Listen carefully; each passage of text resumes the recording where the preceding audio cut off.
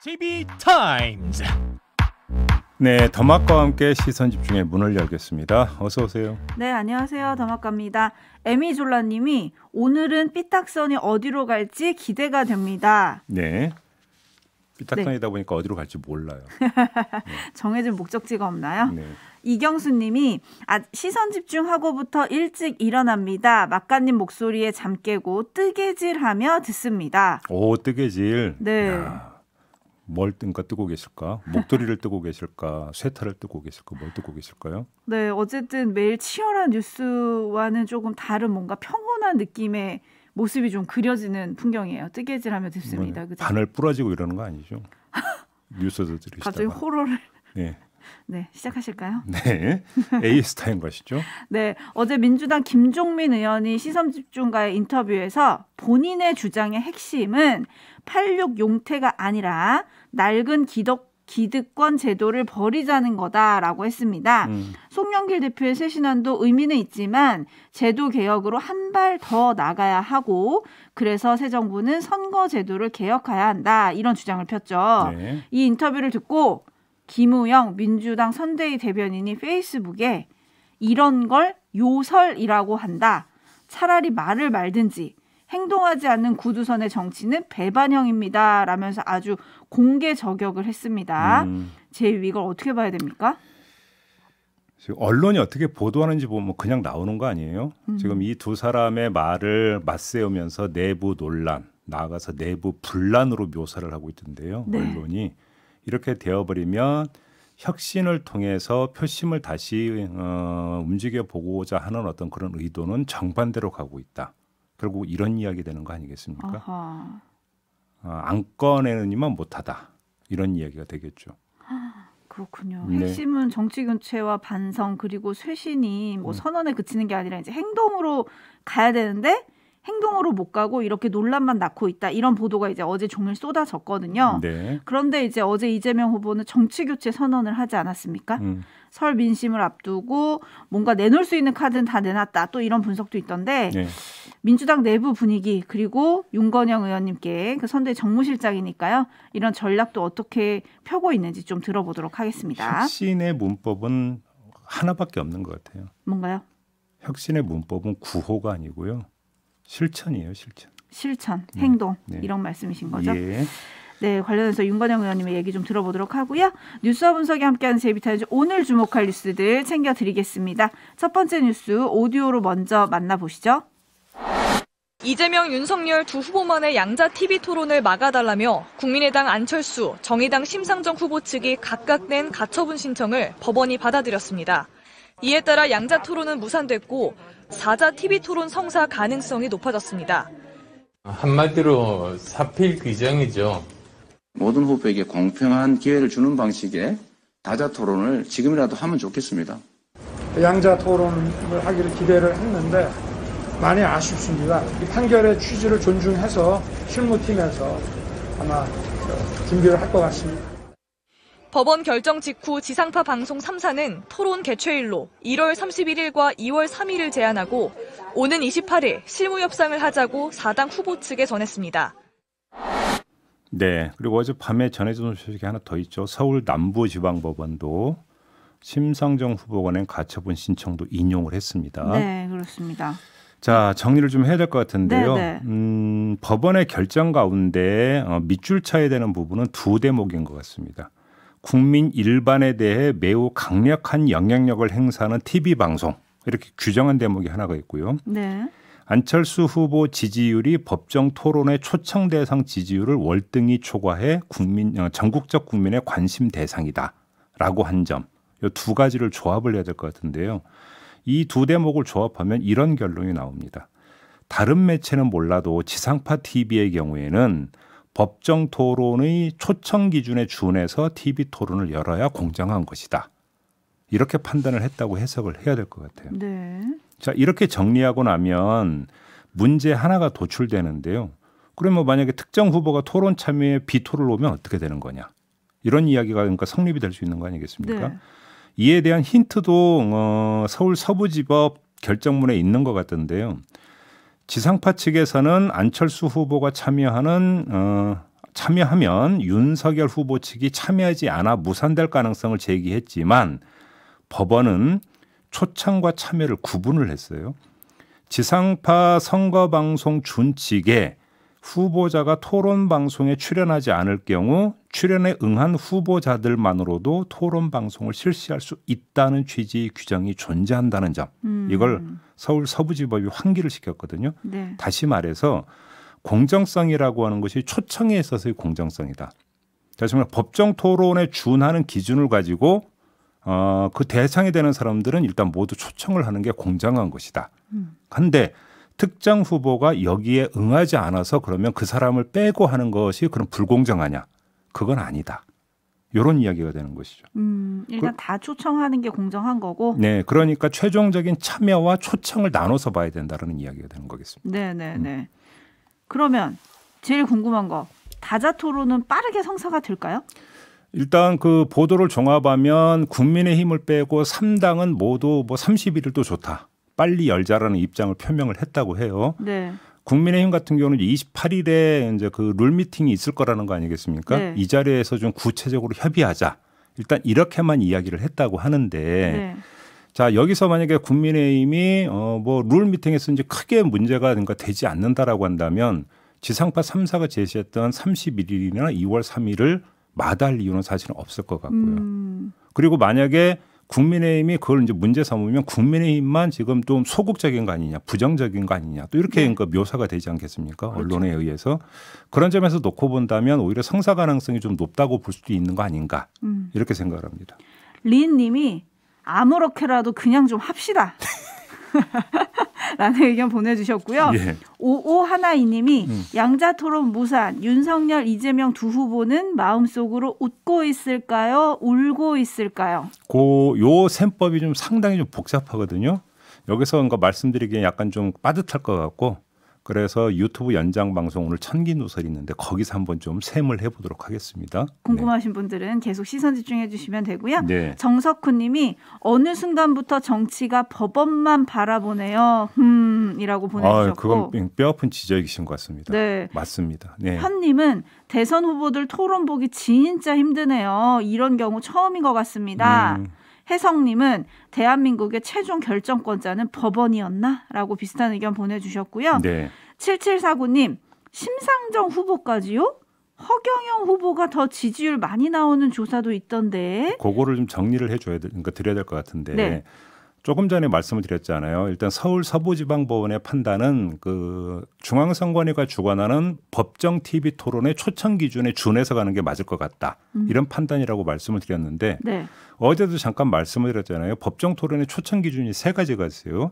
국회의원 5명 이상이 소속되어 있는 정당의 후보자이거나 직전 선거에서 3% 이상의 득표율을 기록한 정당의 후보자이거나 아니면 평균 지지율이 5% 이상인 후보자.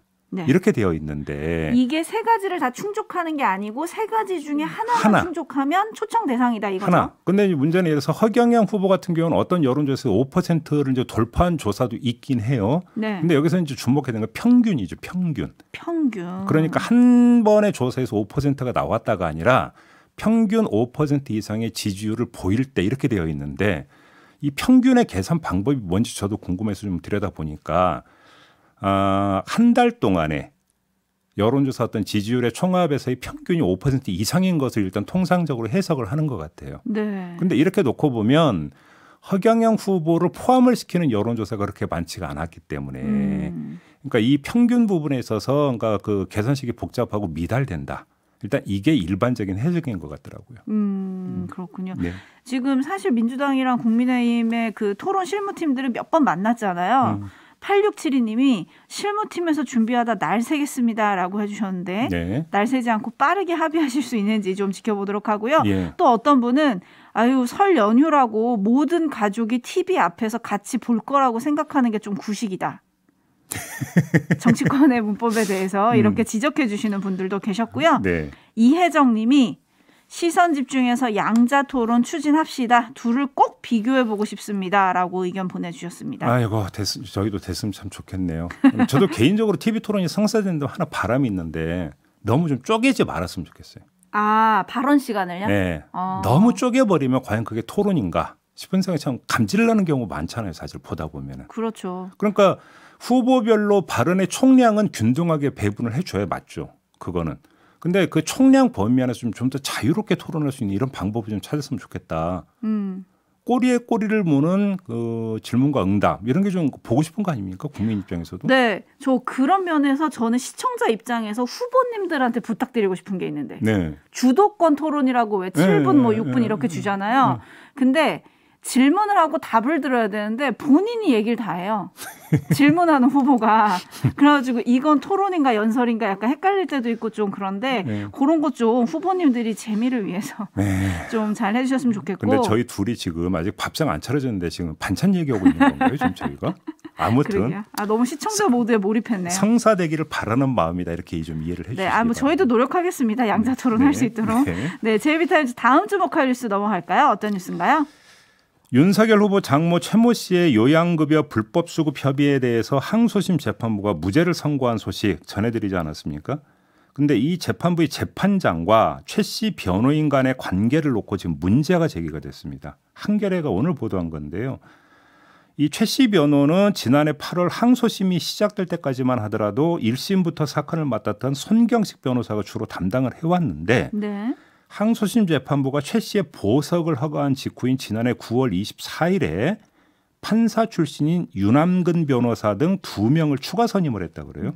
근데 문제는 윤남근 변호사와 재판장인 윤강열 서울고등법원 부장판사의 관계인데 네. 두 사람은 고려대 법대 동문, 사법연수원 23기 동기, 거기에다가 수원지법과 서울중앙지법에서 같은 기간 함께 근무한 또 경력도 있다고 합니다. 네, 사실 이 보도가 나오기 전에 어제 저희가 이 판결을 전해드리면서 촌철님들의 반응으로 잠깐 소개를 하긴 했었습니다. 이 얘기를. 판사와 변호인이 대학 동문, 사법연수원 동기, 그리고 같은 법원에서 내리 5년 근무. 요건데 이게 문제가 되나요? 그러니까 지금 한겨레 보도에 따르면 법관 등의 사무 분담 및 사건 배당에 관한 예규가 있는데 이 예규를 보면 재판장이 개인적인 연고 관계가 있는 변호사의 선임으로 재판 공정성에 대한 오해와 우려가 있다고 판단될 때는 재배당을 요구할 수 있고 네. 법원 역시 재배당을 하도록 한다 이렇게 지금 되어 있다는 거고요. 그 두 번째 서울고등법원은 2016년에 재판부와 변호인이 일정한 연고 관계가 있으면 사건을 다른 재판부로 재배당한다는 원칙을 세운 다음에 그럼 연고 관계가 뭐냐 이거를 쭉 나열을 해놨는데 고교 동문, 대학이나 대학원 동기, 사법연수원 또는 법학전문대학원 동기, 같은 시기 재판부 또는 같은 업무 부서 근무, 기타 업무상 연고나 지연 학연 등이 있는 경우 네. 이렇게 사례를 나열해놨다는 거 지금 세 가지 여기에 해당이 되는 거죠. 다 걸리네요. 그러니까 이런 규정이 그냥 딱 걸린다 이런 이야기가 되는 거죠. 어허. 이에 대해서 서울고등법원 공보판사가 뭐라고 이야기를 했냐면 해당 변호인이 선임되기 전에 이미 공판 준비 기일과 한 차례 공판 기일을 진행한 상태였는데 기일을 한 차례 진행한 뒤에는 재배당을 하지 않는 것이 내부 지침이다. 이렇게 설명을 했다고 해요. 그러면 이 말을 그대로 받으면 어떻게 되는 거냐. 최 씨 측의 관점에서 보면 때를 기다렸다가 재판장과 연고 관계가 있는 변호인을 선임했다. 이런 이야기로도 해석이 가능하다는 거가 되는 거죠. 주주삼방님이 어제 오늘 일인가요? 라고 보내주셨고요. 이휘님이 이건 전관예우 수준 이상이네요. 라고 해주셨고 네. 김조현님은 짜고 치는 고스톱이라고 촌철을 알려주셨고 안명규님은 법이 아직까지도 만인이 아니라 만 명에게만 평등하구나 라고 보내주셨는데 네. 헨젤과 그레트님이 중요한 지적을 해주셨어요. 검사는 왜 기피 신청을 안 했을까요? 그러니까요. 왜 안 했을까요? 왜 안 했을까요? 이런 예규나 이런 거 있는 것도 그러니까 당연히 검찰이 알고 있었을 텐데. 네. 그렇죠. 그러면 일단 네. 시도는 충분히 해볼 수 있는 거 아니겠습니까? 기소를 한 그 당사자가 검찰이잖아요. 형사 사건이니까. 네. 그렇죠. 그러면 재판에 그러니까 공정한 진행을 위해서 당연히 검찰 입장에서는 체크를 했어야 되는데 그냥 손 놓고 있었다는 이야기가 되는 거 아니겠습니까? 네. 몰라서 손 놓고 있었다는 것은 난센스 아닙니까? 언론도 지금 이렇게 문제 제기를 하고 있는데. 네, 곽기영님이 끼리끼리 코끼리라고 해주셨는데 윤강열 부장판사가 윤석열 후보와도 또 사법연수원 동기잖아요. 네. 근데 검찰이 진짜 왜 그랬을까 조금 궁금하긴 하고요. 네. 5479님이 법원에서도 법을 안 지키면 어떡해요? 라고 보내주셨는데 반면에 7029님은 조국 정경심 재판은 기피 신청 잘하던데 라고 또 꼬집어 주셨는데요. 네. 근데 이 판결이 이제 대법원으로 간다면 어떻게 이런 논란을 좀 사전 차단할 방안이 있어야 되지 않을까요? 그러니까 어제 그래서 이제 유튜브 연장 방송 사법 논담에서 이 얘기를 잠깐 했는데 네. 원칙상 대법원은 사실 판단을 하는 게 아니라 법리 판단만 하거든요. 그러니까 뭐 이 증거를 채택하느냐 마느냐 이 증거를 어떻게 볼 거냐 이런 거는 1심, 2심에서 다투는 거고 네. 대법원은 자, 이 법률을 적용해서 유죄를 예를 들어서 때렸고 이 법률에 근거해서 무죄를 판단했는데 그러면 이 법률을 제대로 해석하고 적용한 게 맞냐 틀리냐. 사실은 이것만 따지는 거거든요. 대법원은. 네. 이렇게 놓고 본다면 2심에서 나온 무죄 선고 같은 경우는 사실은 대법원의 어떤 심리 대상에 들어갈까? 여기에 이제 물음표가 찍힌다. 이런 이야기를 많이 하는데 또 한편에서는 법리 판단과 사실 판단의 영역이 되게 모호해서 두루두루 하는 경우도 있더라. 뭐 변호사들이 또 이런 얘기도 하더라고요. 좀 봐야 될 것 같습니다. 그거는. 네, 지금 뭐 판사, 검사, 변호인이 삼위일체냐 이런 의견들 좀 올라오고 있는데 네. 이런 뉴스들 때문에 또 사법 불신이 싹 트는 게 아닌가 네, 이런 예. 생각도 좀 드네요. 네. 자, 뉴스와 분석이 함께하는 제이비타임즈 다음 주목할 뉴스로 넘어갈게요. 네. 어떤 뉴스입니까? 이것도 좀 답답한 얘기인데요. 수원시 공무원들이 집단 감염됐다고 합니다. 다른 이유도 아니고 방역 수칙을 위반해서 발생한 집단 감염이라고 합니다. 수원시 공무원들이요? 예. 지난 22일에 수원시의 국장, 과장 포함 6명이 충남 홍성과 예산 등지에서 1박 2일로 사적 모임을 가졌다고 합니다. 네. 스크린 골프 치고 시내 투어하고 농가 체험했다고 합니다. 놀러 간 거죠, 한마디로. 그러네요. 네. 이들 중 국장은 고혈압과 기저질환이 있다는 이유로 백신 접종을 한 번도 하지를 않았다고 합니다. 이 사실을 동행한 공무원들도 알고 있었다고 합니다. 그래서 이 국장과 동행한 공무원 가운데 3명이 감염이 됐고요. 네. 또 모임 전날 국장과 점심을 함께 먹었던 직원 가운데 1명도 확진을 받았다고 합니다. 아, 네. 뭐 아니, 지병이 있으셔서 백신을 못 맞았다. 이거를 질타할 수는 없겠지만 1박 2일 동안 한마디로 놀러 간 거잖아요. 그러니까 이게 백신 미접종자의 경우에는 백신 프리패스 이용 시설을 이용할 수 없고 식사도 여러 명과 할 수 없다. 이렇게 지금 되어 있는 거 아니겠습니까? 네. 일단 이걸 어겼다라는 거고요. 네네. 사적 모임 제한 또 우리 다 알고 있지 않습니까? 이것도 지금 어긴 거죠. 자, 이 지침을 공무원이 앞장서서 어겨버렸으니까 뭐라고 하겠어요. 오미크론이 지금 우세종이 된 후에 하루에 뭐 어제 10,000명 넘었잖아요. 네. 수만 명의 확진, 뭐 10만 명이 넘을 수도 있다는 지금 예측이 나오고 있는 상황인데 이렇게 백날 경고를 해봤자 뭔 소용이 있습니까? 일산에서 이렇게 구멍이 뻥 뚫려 있으면 그래서 어떻게 하라는 거예요? 이러면서 국민 보고 잘 지켜라 이렇게 이런 말이 나옵니까 이게? 그러니까요. 방역수칙 열심히 지키고 사는 우리 국민들 뒷목 잡게 하는 뉴스인데요. 네. 김태수님이 이 시국에 1박 2일이라니요. 1박 2일은 TV로 보시는 게 나을 것 같은데. 좀 답답하다. 혼내키고 싶네요. 네. 네, 사실 어제 신규 확진자가 10,000명을 넘어섰고요. 오늘도 역대 최다 기록을 갱신할 것으로 보입니다. 네. 그리고 제이비가 잠깐 말씀해 주셨지만 오미크론의 전파력을 감안을 하면 2월 말에는 12만 명대까지도 나올 수 있다는 예상이 지금 나오고 있거든요. 그러니까요. 이 시국에 놀러라뇨. 이러지 맙시다. 이러지 말아요. 정말 한숨 나옵니다. 정말. 네. 예, 알겠습니다. 그래도 지킬 것도 지켜야 되는 거 아니겠습니까? 그럼요. 잠시 후 2부에 방역당국 연결합니다. 지금 많이 바뀌기 때문에 귀 기울여 주시기 부탁드리면서 JB타임즈는 마무리할게요. 수고하셨습니다. 고맙습니다.